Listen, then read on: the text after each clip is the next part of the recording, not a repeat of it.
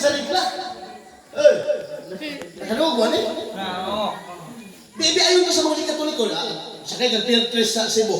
Pag sakay ng Pier 3, padulong ka sa upol na Pulapo, sakay kang Kilibot. Pag dagsan mo dito sa upol na Pulapo, makakita rin ka ng pila ka na po kasimbahan dito sa upol na Pulapo, Cebu.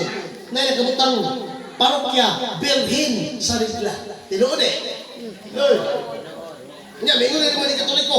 Unsa rin yung Maria? Girigla. Tinuod eh. Yung Katoliko usay, tinuod yung pastor.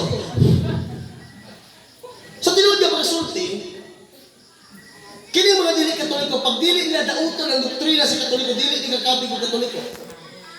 Kini mga dili Katoliko, pag dili ni siya magdaot sa pagtuong Katoliko, dili naman dauton ang pagtuong Katoliko, dili siya kakabig ng Katoliko. Tinuod yung pagkasulti. Amen. Amen. Wala always natakiyo ng Katoliko.